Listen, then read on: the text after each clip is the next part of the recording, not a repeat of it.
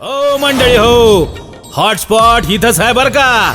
तर मग चला चॅनलला सबस्क्राईब करा आणि घंटी नक्की वाजवा. प्राप्त प्रसंग प्राप्त स्थळ संपूर्ण चराचरामध्ये व्यापून उरलेला भगवान पांडुरंग परमात्मा या जगताच्या अनुषंगाने या जगताची उत्पत्ती स्थिती आणि लय ज्याच्या हातामध्ये आहे. पहा मी काय सांगतोय, हे मागचे लेकर तेवढे गप राहिले तर बघा तेवढं मंडपाच्या माग जे ते. आणि दिदे तू गेज घे पुन्हा खेळ, बरे तू मोबाईल बंद कर. आणि ज्यांच्या ज्यांच्या पायात चपल आहेत त्या सगळ्यांनी चपल बुट काढा आणि कीर्तनात बसा. जाग्यावर आपल्या आपल्या पायातले चपल बुट ज्यांच्या ज्यांच्या आहेत की नाही त्यांनी जाग्यावर काढा, तिथंच ठेवा. विठ्ठल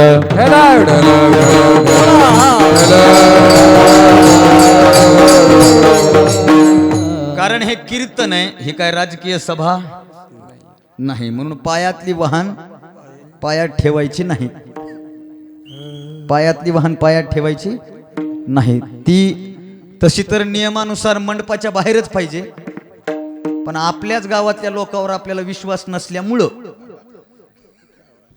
कोणामुळं? आपल्याच गावातल्या लोकांवर आपल्यालाच विश्वास नसल्यामुळं ती जवळ ठेवावी. नाहीतर सप्ताह झाला की सगळे चपलाच्या दुकानात पळायला. त्याच्यामुळं जवळ ठेवले, पण जवळ ठेवा पण पायात ठेवू नका. ऐका मी काय सांगतोय, या जगताची उत्पत्ती स्थिती आणि लय ज्याच्या हातामध्ये आहे. जगतच नाही मायबाप हो, जगताच्या पाठीवर निर्माण झालेली व्यक्ती, तत्व, ज्ञान, कला, गुण या सगळ्याच्या अनुषंगाने या तीन गोष्टी अत्यंत महत्वाच्या आहेत. अर्थात उत्पत्ती, स्थिती आणि लय. बारकाईनं चिंतन पहा, उत्पत्ती, स्थिती आणि लय या तीन गोष्टी अत्यंत महत्वाच्या आहेत.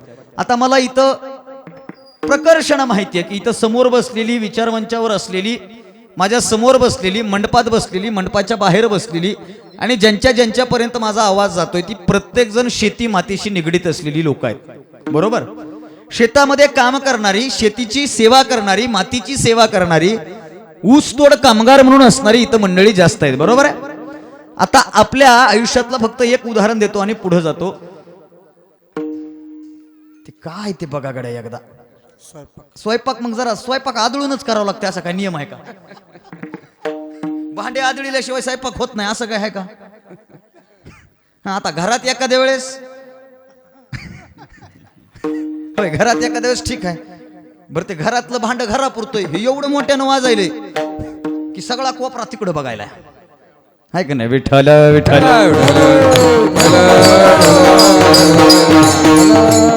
आपण सगळे शेतकरी आहेत. शेतकऱ्याच्या आयुष्यातलं फक्त एक उदाहरण देतो. मध्यंतरीच्या काळात आपल्याकडे पाऊस जास्त झाला पोळ्याच्या नंतर. बरोबर? पण पोळ्याच्या अगोदर पाऊस नव्हता आणि सोयाबीननं माना टाकल्या होत्या. सोयाबीननं माना टाकल्या होत्या. सोयाबीन येतं का नाही, वाढतं का नाही, हा शेतकऱ्याच्या जीवनात सगळ्यात मोठा प्रश्न होता. आणि तेव्हा आमच्या भागातल्या शेतकऱ्यांनी काय केलं होतं, ज्यांच्याकडे पाणी आहे त्यांनी पाणी द्यायचा उपक्रम राबवला. पण ज्यांच्याकडे पाणी नाही का नाही ते पानाडी शोधत फिरत होते, है का नाही? म्हणजे त्या काळात पानाड्याला जरा जास्त भाव होता. म्हणजे एखादा पानाड्या बोलवायचा, तो नारळ घेऊन यायचा. जिथं नारळ फिरल तेव्हा म्हणजे तेव्हा सगळ्यात जास्त सीझन पानाड्याचं होतं, आपल्यापेक्षा जास्त. म्हणजे मला बऱ्याच गावात गेल्याच्या नंतर मलाच विचारलं महाराज लोकांनी, महाराज तुम्हाला पाणी कळतंय का? मी म्हणलं मला शेतातलं पाणी कळतंय, पण मला पाणी दिसलं की ते दुसऱ्याच्या शेतात पळतंय, फक्त एवढा घोटाळा आहे.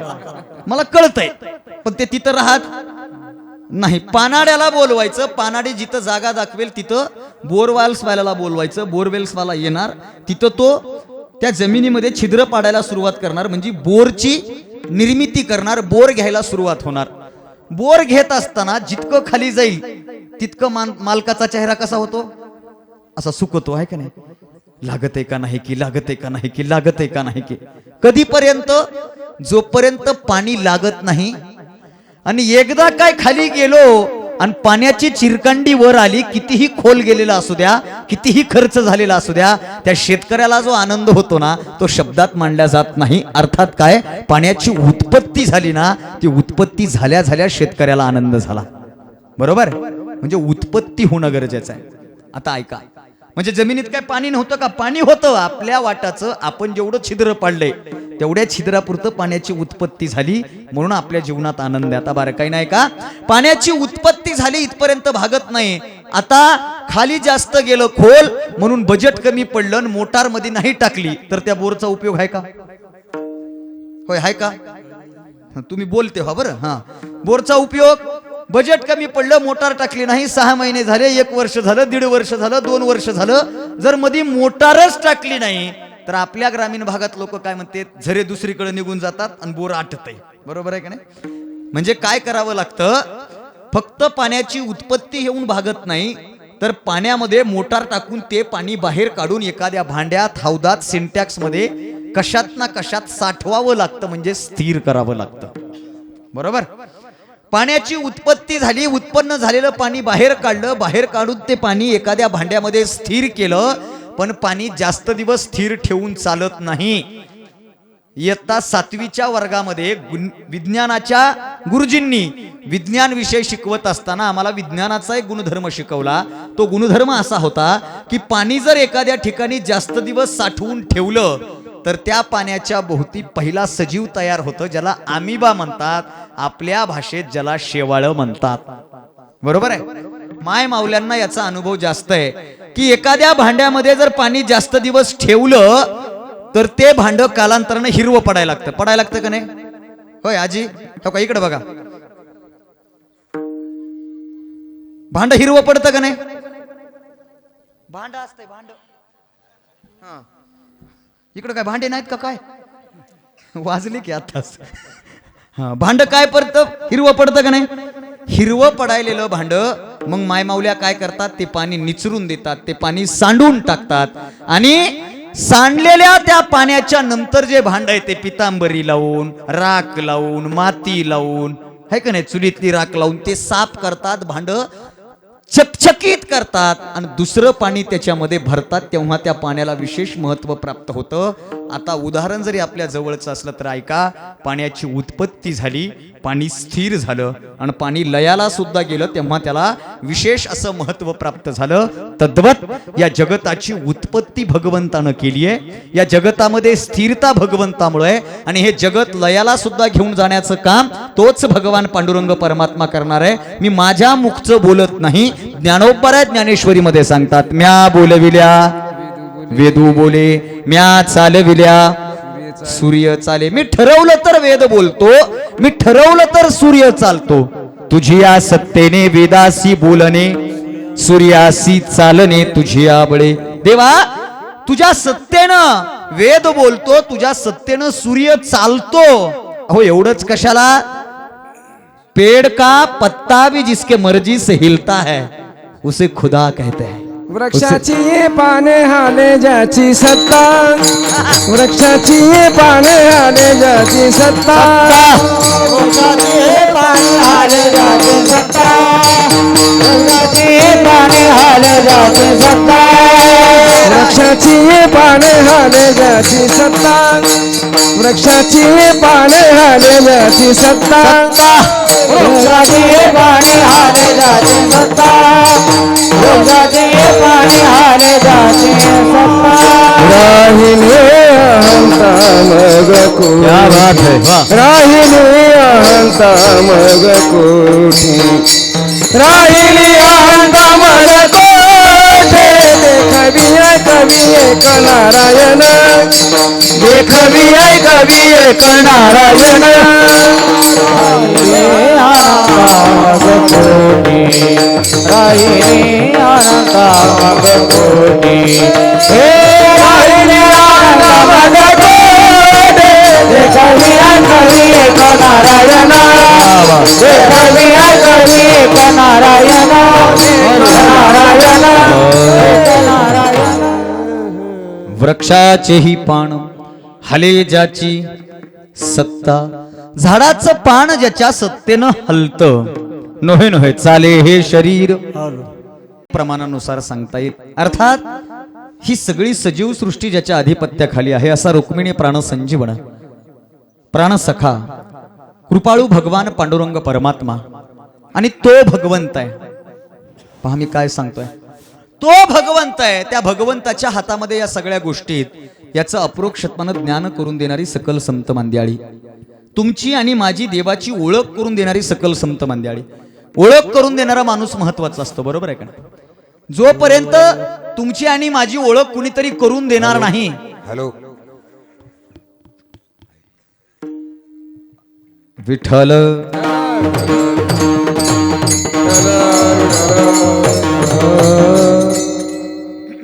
काय झालंय, हॅलो म्हणलं की इकडून हॅलो म्हणायची सवय झाली आपल्याला फोनची, म्हणून मी जरा काय सांगत होतो मी, हा कीर्तन. हे शरीर ज्याच्या सत्तेनं चालतं तो भगवंत आहे, आणि तो भगवंत आहे याची अप्रोक्षत्वानं ओळख करून देणारी सकल संत मांद्याळी, ओळख करून देणारा माणूस कोणीतरी महत्वाचा असतो. आता आमचे हे दादा इतकं सुंदर गातात, हे जर तुमच्या आष्टीच्या बस स्टँडला 4 तास जरी उभं राहिले तर अनोळखी माणूस कुणी येऊन म्हणेल का हे गायनाचार्य आहेत? होय बाबा, म्हणेल का? अहो ह्यांचं काय, आम्ही जर एखाद्या बस स्टँडला थांबलो तर आम्हाला तरी कुणी येऊन महाराज म्हणेल का? हा, धोत्रावरून कुणीतरी वारकरी आहे बाबा इथपर्यंत, ठीक आहे. याचा अर्थ काय?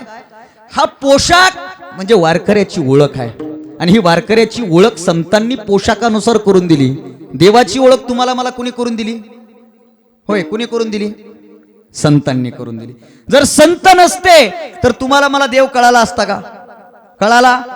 अहो देव कसा आहे, कसा दिसतो, कसा आहे, तो काय करतो, या सगळ्या गोष्टी तुम्हाला मला कुणी सांगितल्या? संतांनी सांगितल्या.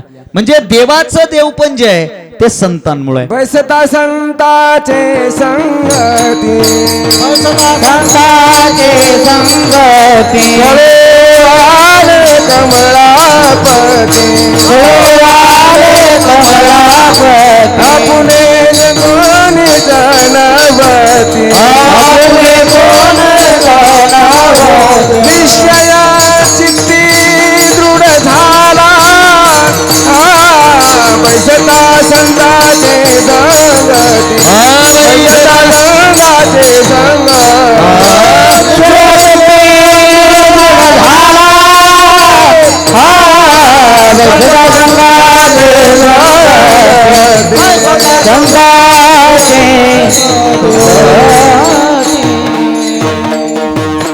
बैसता संताचे संगती, कळो आले कमळापती.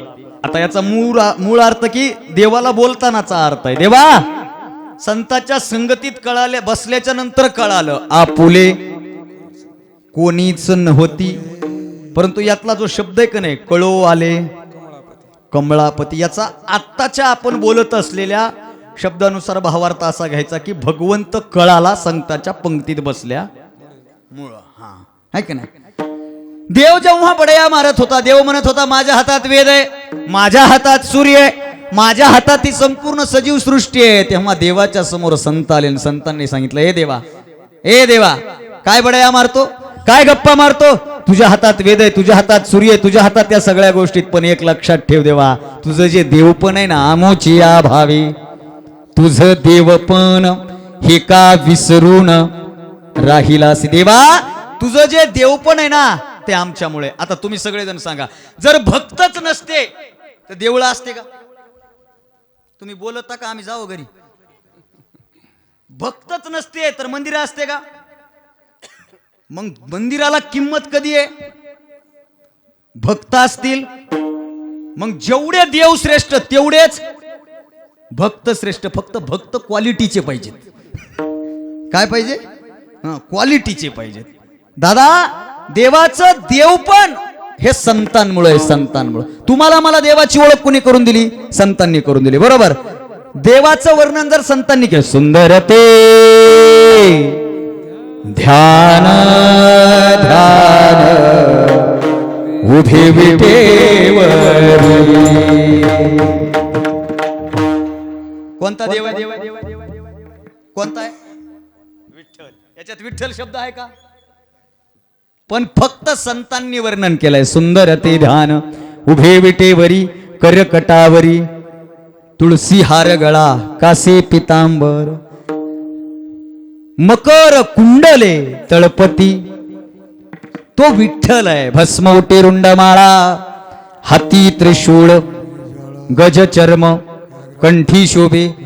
आता या पूर्ण अभंगात शंकर शब्द पण फक्त वर्णनावरून कळतं की हे भगवान भोलेनाथ आहेत, श्री शंकर आहेत. अर्थात संतांनी भगवंताची ओळख तुम्हाला मला करून दिली, म्हणून अशी भगवंताची ओळख करून देणारी सकल संत मंडळी, त्यामध्ये विशेषतः साधकांचे मायबाप, योग्यांची माऊली, कैवल्य साम्राज्य चक्रवर्ती विश्ववंद्य ज्ञानोबराय. ज्या ज्ञानोबरायांनी ज्ञानेश्वरी, हरिपाठ, चांगदेव 65 अमृत अनुभव यासारखा ग्रंथ तुमच्या माझ्या हातामध्ये दिला, ज्या ज्ञानोबरायांना ऐकायचंय ना, आपण ज्ञानोबरायांना फक्त ज्ञानेश्वरी पुरतं ऐकतो, ज्ञानोबरायांना चांगदेव 65 अमृत अनुभव इथपर्यंत ऐकतो. पण मला वाटतं ज्ञानोबरायांचा आत्ताच्या या क्षणाला जर विचार करायचा असेल, युनिव्हर्सल पद्धतीने जर विचार करायचा असेल, तर एका मिनिटामध्ये एक उदाहरण देतो आणि तुमच्या पुढे जातो. ऐका, आज तुमच्या या गावामध्ये अखंड हरिनाम सप्ताह आहे आणि या सप्त्यातली आजची सेवा माझ्या वाट्याला आलेली आहे. आता मी तुमच्या समोर उभा आहे, याचं कारण आहे मोबाईल. काय कारण आहे याचं? काय कारण आहे? मोबाईल. मोबाईल मधलं युट्यूब आहे का नाही? युट्यूबवर तुमच्या गावातल्या काही पोरांनी व्हिडिओ पाहिले, तुकाराम महाराजांपर्यंत ती पोरं गेले, त्यांना वाटलं हे पोरग बरं बोलतंय म्हणून तुमच्या समोर मला आणून उभं केलंय. आत्ता या एका क्षणाला, एका मिनिटाला तुमच्या गावामध्ये मी कोण आहे याची इत्यंभूत माहिती पाहिजे असेल तर आपण युट्यूबला नाव टाकलं की लक्षात येतं, आपण गुगलला माहिती टाकली की लक्षात येते. नव्हे नव्हे एक वाक्य बोलू, आता जगाच्या पाठीवर काय घडलंय हे आपल्याला एका क्लिकवर कळतं. गुगलवर तुम्ही फक्त क्लिक करायचं की जगात काय घडलंय हे तुम्हाला एका मिनिटात आजच्या ताज्या घडामोडी तुम्हाला तुमच्या खिशात कळतात. ऐका, मला काय सांगायचंय ते. तुमच्या गावाला यायचं होतं, तुमच्या गावाला यायचा मार्ग आम्हाला माहीत नव्हता. मग आम्ही काय केलं? काहीच नाही. गुगल मॅप नावाचं जे ॲप आहे त्या ॲपवर तुमच्या गावचं लोकेशन ट्रेस केलं, तुमच्या गावच्या लोकेशनला आम्ही रूट सुरू केला, स्टार्ट केला. तुमच्या गावाला यायचे जेवढे मार्ग आहेत का नाही तेवढे मार्ग गुगल दाखवतंय. आता ऐका, मला काय सांगायचं बाबा, आत्ताच्या या क्षणाला टेक्नॉलॉजीच्या काळामध्ये एखाद्या माणसाशी संवाद साधायचा असेल तर आपण एका मिनिटामध्ये फोनवर त्याच्याशी संवाद साधतो. एखाद्या माणसाची माहिती घ्यायची असेल तर सगळी माहिती घेतो. नव्हे नव्हे आत्ताच्या या क्षणाला तुमच्या अंगठ्याचे ठसे आधार कार्डच्या सेंटरवर जाऊन जर तुम्ही तिथं लावले तर तुम्ही कुठले, तुमचा पत्ता काय, आत्तापर्यंत तुमच्या नावावर किती सिम कार्ड घेतलेत आणि आत्तापर्यंत तुम्ही काय काय केलंय, तुमच्यावर एखादी क्रिमिनल केस आहे का, हे सुद्धा आपल्या बोटाच्या ठशावर कळतं आत्ताच्या या क्षणाला, या टेक्नॉलॉजीच्या काळात. आता पुढचं वाक्य ऐका. आज आम्हाला एखाद्या देशात जायचं असेल, आम्हाला बाहेर राज्यात जायचं असेल तर सगळ्या सुविधा उपलब्ध आहेत. आम्हाला जर बाहेर देशात जायचं असेल, शिवजयंतीच्या निमित्तानं मला बाहेर देशामध्ये व्याख्यानाला जायचं होतं आणि ते जात असताना बाहेर देशात 4 दिवसासाठी जायचं म्हटलं तर त्याची किती मोठी प्रोसेस आहे. अगोदर आधार कार्डचं व्हेरिफिकेशन करायचं, पॅन कार्डचं व्हेरिफिकेशन करायचं, पासपोर्ट ऑफिसची मीटिंग घ्यायची, तिथं जाऊन पासपोर्ट ऑफिसला उभा राहायचं. ते माणूस आपल्याकडे एकदा बघतंय, आधार कार्डकडे एकदा बघतंय, पुन्हा आपल्याकडे बघतंय, पुन्हा आधार कार्डकडे बघतंय. कारण आताचा चेहरा आणि आधार कार्डवरचा चेहरा याच्यात जमीन आसमानचा फरक आहे का नाही? आपण इतके बी खराब दिसत नाही जेवढे आधार कार्डवर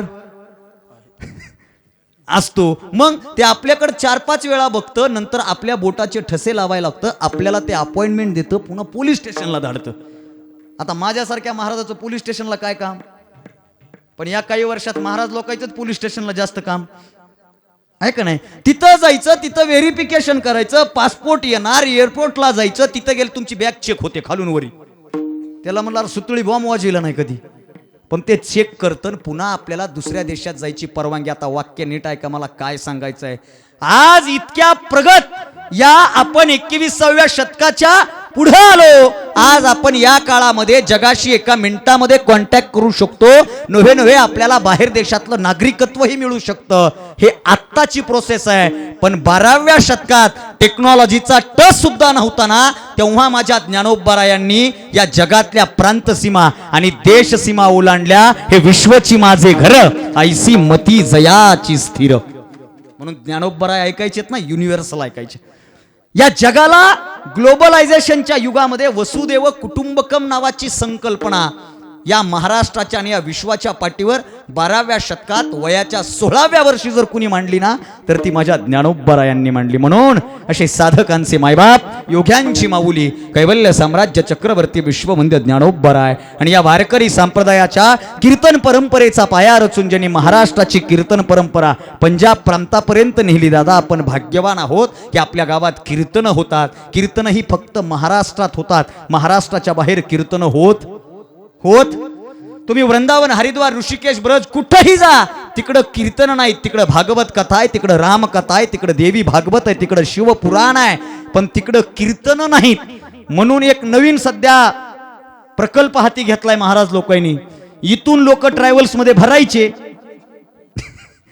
आणि तिकडं नेऊन सपते, कारण त्या लोकांना कीर्तन परंपरा कळली पाहिजे. कीर्तन फक्त महाराष्ट्रात होतात. मी बोलत नाही, तुकोबरायांचं प्रमाण घ्या. ऐसे संत जन, ऐसे हरीचे दास, ऐसा नाम घोष सांगा कुठे. अशा कीर्तन परंपरेतून जेव्हा वाळवंटात सगळे संत एकत्रित यायचे तेव्हा कीर्तन करण्याचा अधिकार कोणाला असायचा? नामदेव कीर्तन करी पुढे देवनाचे पांडुरंग, जनी म्हणे ज्ञानदेवा बोला भंग. ऐका हो, काय माझा वारकरी संप्रदाय श्रेष्ठ आहे तुम्हाला सांगू. आज ना लय लय गप्पा मारतात लोक, लय स्त्री पुरुष समानता, महिलांना पूर्णतः अधिकार दिले पाहिजेत, महिला सबलीकरण झालं पाहिजे, महिला शिकली पाहिजे, महिलांना 33% 50% आरक्षण दिलं. ऐका, या जगामध्ये महिलांना सगळ्यात पहिलं आरक्षण कोणी दिलंय तर ते माझ्या वारकरी संप्रदायानं दिलंय. सगळे संत एकत्रित यायचे ना, जनाबाईंनी उभा राहून म्हणायचं, ज्ञानोबा ओ ज्ञानोबा, जनी म्हणे ज्ञानदेवा बोला अभंग. जनाबाई म्हणतात, ज्ञानोबा अभंग बोला. ही जी परंपरा कीर्तनाची ज्यांनी सुरू केली, आणि कीर्तनातून नाचू कीर्तनाचे रंगी, ज्ञानदीप लावू जगी, ज्ञानाचा दीप लावण्याचा अट्टहास ज्यांनी केला आणि पंजाब प्रांतापर्यंत घेऊन गेले. हे कुठपर्यंत? पंजाब प्रांतापर्यंत. म्हणून आजही पंजाबचा धर्मग्रंथ जर हातामध्ये घेतला ना, पंजाबचा शीख धर्मीयांचा गुरु गोविंद साहेबांचा जर धर्मग्रंथ हातामध्ये घेतला ना, तर त्याच्यामध्ये माझ्या नामदेव महाराजांची पद अभ्यासायला मिळतात. कुठला ग्रंथ? कुठला? पंजाबचा. महाराज, आम्हाला आमचेच धर्मग्रंथ वाचायला येळ नाही आणि आम्ही पंजाबचा कधी वाचावा? असो, अशी कीर्तनाची पायवाड ज्यांनी सुरू केली ते भक्त शिरोमणी नामदेव महाराज. या वारकरी संप्रदायात भारुडाच्या निमित्तानं विनोदी शैलीतून समाज प्रबोधन करणारे. दादा, भारुडा तत्वज्ञान आहे बरं, फक्त भारूड तसं पाहिजे. आता भारुडाचं स्वरूप बी बदललंय. आता भारूड कसं आहे? टला ट पला पण मला म म्हणजे. आणि नाथ महाराजांच्या नावानं तर काही येते तुकाराम महाराज, काही. एक गवळण आहे बघा, एक गवळण. नवीन भजनात आला. नवीन बरं, नवीन म्हणजे रिटायर झाला आणि भजनात आला असा भजन्या.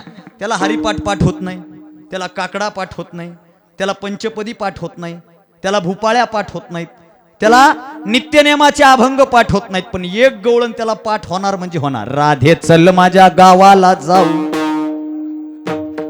आणि सार गोकुळ फिरून ही पाठ होणार म्हणजे होणार. आणखी गवळण म्हणतेत बी कधी जागराला 12-1च्या नंतर. राधे चल माझ्या गावाला जाऊ. वा. आणि त्याच्यातलं एक, एका जनार्दने राधा नको लागू तू हरीच्या नादा. म्हणजे सगळे संत काय म्हणले? हरीच्या नादाला लागा. आणि इथं काय म्हणतंय? नको लागू तू हरीच्या नादा. काय येतंय? वाकून टाके सडा ग राधे जरा. तर सडा वाकूनच टाकतेत ना.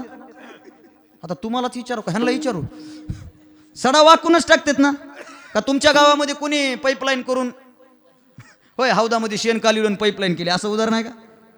अहो, सडा हा वाकूनच टाकतात. दादा, मी लांबचं तत्वज्ञान सांगणार नाही. माझ्या भारतीय संस्कृतीचं जवळचं तत्वज्ञान काय आहे नीट ऐका. माझी भारतीय संस्कृती बारक्या बारक्या गोष्टीमध्ये तत्वज्ञान शिकवून जाते. सडा टाकत असताना माझी भारतीय संस्कृती काय शिकवून जाते सांगू?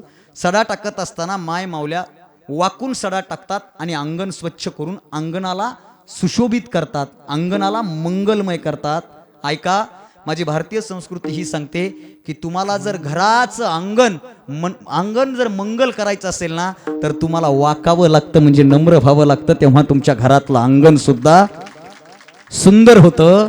आणि तेच अंगण स्वच्छ करण्यासाठी आपण जेवढे नम्र होतो ना, तेवढंच अंतकरण सुद्धा मंगल होण्यासाठी आपल्याला नम्र व्हावं लागतं. हे माझी भारतीय संस्कृती आहे. असो, असे शांतीब्रह्म एकनाथ महाराज आणि या वारकरी संप्रदायाचं भूषण, देहूचे सुप्रसिद्ध साधू, वैराग्याचे मूर्तिमंत पुतळे, श्रीमंत श्री जगद्गुरु तुकोबराय. दादा, बरीच लोक जगद्गुरु तुकोबरायविषयी बोलत असताना असं बोलतात की जगद्गुरु तुकोबराय म्हणजे, आणि जगद्गुरु तुकोबरायांची गाथा म्हणजे 5वा वेद आहे. कितवा? 5वा वेद आहे. पण मी छाती ठोकपणे सांगत असतो, जगद्गुरु तुकोबरायांची गाथा म्हणजे 5वा नाही, आपल्या सगळ्यांसाठीचा पहिला वेद आहे. कारण बाकीचे 4 वेद आपण कधी वाचले? आपण एकच वेद वाचला, ती म्हणजे माझ्या जगद्गुरु तुकोबरायांची गाथा. अशी गाथा देणारे देहूचे सुप्रसिद्ध साधू, वैराग्याचे मूर्तिमंत पुतळे तुकोबरायांबद्दल बोलाय गेलो तर माझं आयुष्य अपुरं पडेल. परंतु माझ्या तुमच्या जगण्याचा पाया मी जिथं शिकतो ना, त्या डॉक्टर बाबासाहेब आंबेडकर मराठवाडा विद्यापीठाचे मराठी विभागाचे विभाग प्रमुख डॉक्टर दासू वैद्य सर यांनी तुकोबरायांचं वर्णन करत असताना एक फार सुंदर गीत लिहिले. ते म्हणतात, जगण्याचा पाया चालण्याचे बळ, अभंगाचा टाळ, तुकाराम तुकाराम. जगण्याचा पाया, चालण्याचं बळ म्हणजे जगद्गुरु तुकोबराय. दादा, तुकोबराय म्हणजे काय? तुकोबराय म्हणजे भक्तीचा मळा, चैतन्याची चितकळा, वैराग्याचा मूर्तिमंत पुतळा. हे 3 कळा म्हणजे जगद्गुरु तुकोबराय. जगद्गुरु तुकोबराय म्हणजे काय? ज्यांना गावात नाही मान. तुकाराम महाराज, गावात मान, आता लय मान आहे. अरे बाप, आता का? आता बीजच्या दिवशी तुकाराम तुकाराम, सगळे अख्खा महाराष्ट्र अख्खा भारत देश म्हणतो. पण जेव्हा तुकोबराय होते तेव्हा तुकोबरायांना मान दिला का? दिला का? आणि जर मान दिला असता तर सालो मोलोन अभंग चोरले नसते, बंबाजी बुवानं त्रास दिला नसता, आणि रामेश्वर भटानं तुकोबरायांची गाथा इंद्रायणीच्या डोहात बुडवली नसती. मी माझ्या मुखचं नाही बोलत, माझे तुकोबराय सांगतात. कोपला पाटील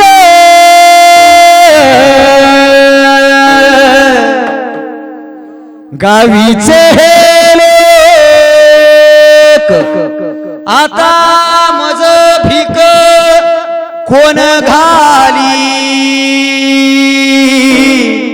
आता मज भीक कोण घाली.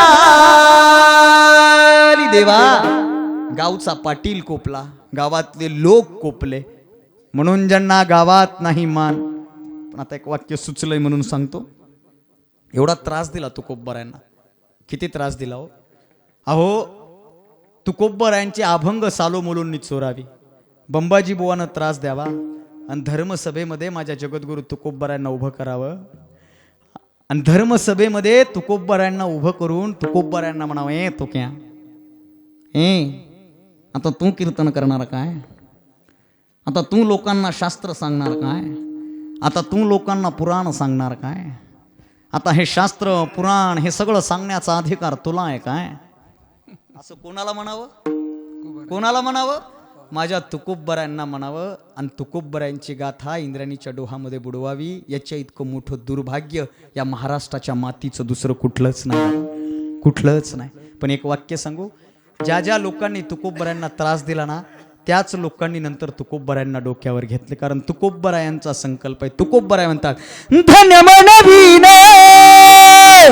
इहलोकी लोका, धन्य मनवीन इहलोकी लोका, धन्य मनवीन इहलोकी लोका, धन्य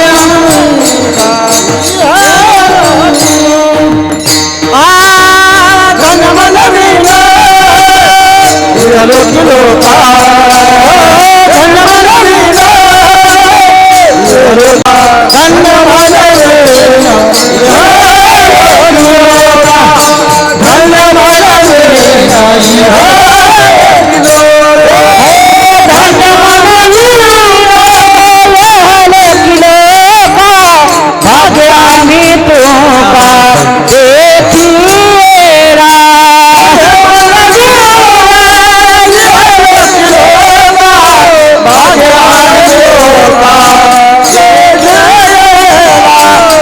भाग्यानी चोका देखिएरा भाग्यानी तुका देखिएरा मनवीना यह लखनऊ का मन मनवीना यह लखनऊ का मन मनवीना यह लखनऊ का मन मनवीना यह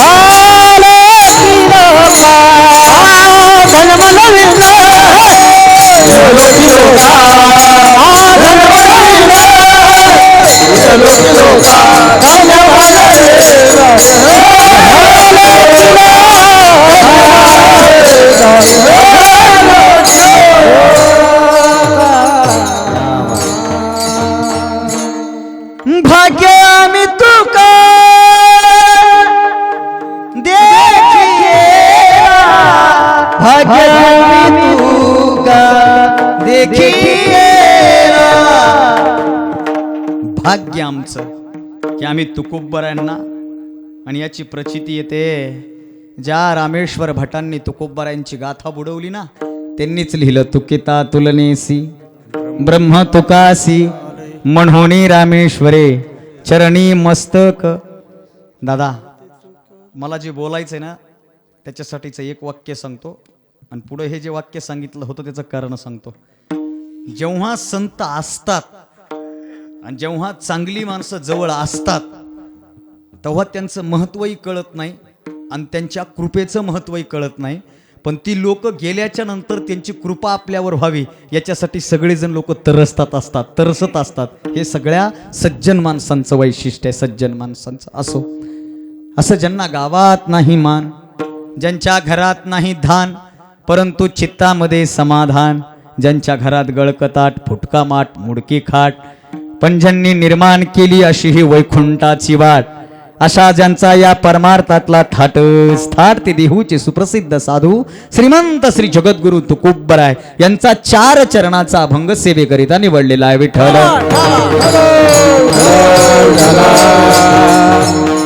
सेवेला सुरुवात झालेली आहे परंतु अल्पसा परिहार देणं वक्त्याचं आद्य कर्तव्य असतं. त्यानुसार मोजे परतवाडी, काय सुंदर गावाचं नाव आहे हो, परतवाडी. मी ते स्टेटस टाकल्यास मला 1-2 जण म्हणले तुम्ही कधी परत का तिकडच परतवाडी. अशा या परतवाडी नगरीमध्ये चालू असलेला अखंड हरिनाम सप्ताह, श्रीमद भागवत कथा, श्री हरिभक्ती परायण वर्षाताई काळे यांच्या अमृततुल्य वाणीतून विद्वत्ता प्रचार वाणीतून आपण श्रीमद भागवत कथेचं रसपान करत आहात.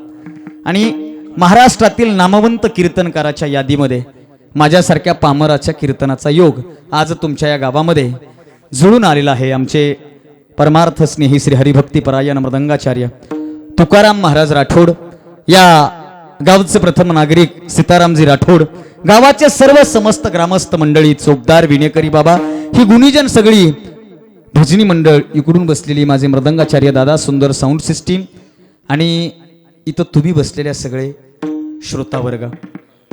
आता माझ्याकडे बघून मी महाराज वाटत नाही, ह्यात काय आपली चूक नाही. त्यातल्या त्यात इथं कीर्तनाला येताना तुम्ही असे आलेत की मी भजन करा म्हणायचा विषयच तुम्ही ठेवला. घरूनच असे हात बांधून आलेत, शाली रगा सतरंजा सगळ्या अंगावर, हात बाहेर नाहीतच, हात मुझे दे दे ठाकूर असं काम झालंय आजचं. बरं त्यातल्या त्यात मी म्हणलं भजन करा, केलं नाही. दुसरी गोष्ट एकच सांगणे, जरा फ्रेश बसा, बरं फ्रेश बसा. असं बसू नका की 11 वाजता आता मला फुकायचंय. कीर्तनाला जरा फ्रेश बसत जा. आपल्याला कीर्तनाला फ्रेश लोक लागत असे फ्रेश. उगत ते तोंडावर 12 वाजले आणि कीर्तनात आनंदानं बसायचं, आनंदानं. कारण कीर्तन ही आनंदाची ठेवण आहे. कीर्तन ही आनंदाची ठेवण काय याचं उत्तर आहे का, की जिथं जिथं कीर्तन होतं ना तिथं तिथं भगवंत असतो. भगवंत नारदाला सांगताना म्हणतात, नारदा ऐक, तुझा सकळ ब्रह्मांडामध्ये वावर असतो. आणि जर समज तुला मी कधी सापडलोच नाही, जर मी तुला कधी भेटलोच नाही, आणि नारदा तुला जर मला शोधायचं असेल ना, तर ऐक नारदा मी कुठे असतो. माझे भक्त गाती देते नारदानी उभा तेथे, नारदानी उभा तेथे, नारदानी उभा तेथे. आज भक्त गाती देते नारदानी उभा तेथे, नारदानी उभा तेथे, नारदानी उभा तेथे.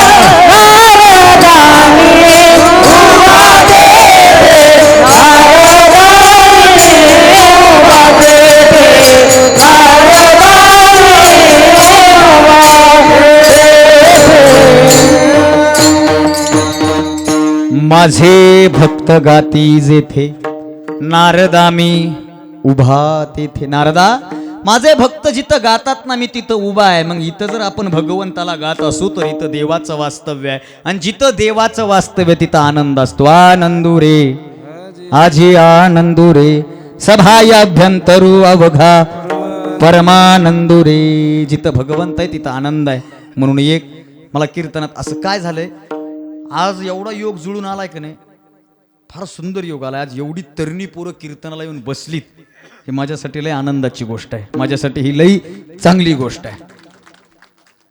तुम्हाला टाळ्या वाजवायच्यात तर इमानदारीनं वाजवा, उगं मिस कॉल दिल्याने वाजू नका. काय होईल हे, समोरचे 4-5 जण टाळ्या वाजवायलेत, मग मागचे म्हणले तू वाजवायच्यात का, होय होय वाजवायच्यात, धरा मग. असलं नका, टाळी अशा अंतकरणातून वाजली पाहिजे. टाळी वाजल्याच्या नंतर 2 गोष्टी लक्षात येतात. एक, मी बोलायला ते बरोबर आहे, तुम्ही जिवंत आपलं जागे आहेत.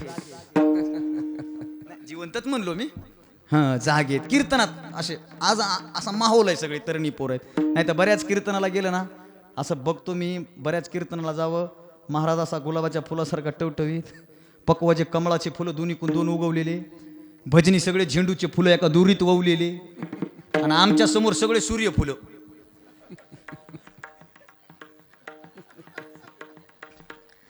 त्याचं नाव सूर्यफुल कुणी ठेवलं हा माझ्यासाठीचा लय मोठा प्रश्न आहे.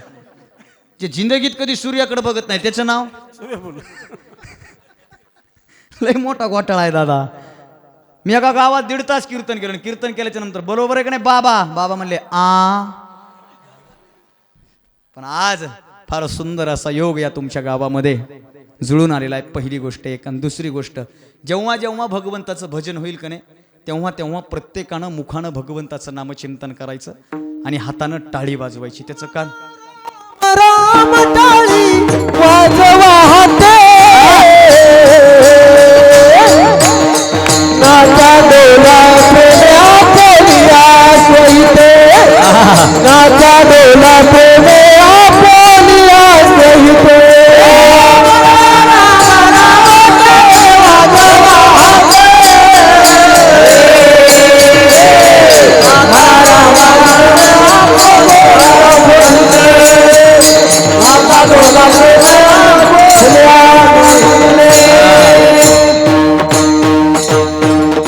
म्हणा राम राम टाळी वाजवा, हाती कर टाळी बोला, मुखी नाम. हो मंडळी हो, हॉटस्पॉट इथंच आहे बर का. तर मग चला चॅनलला सबस्क्राईब करा आणि घंटी नक्की वाजवा.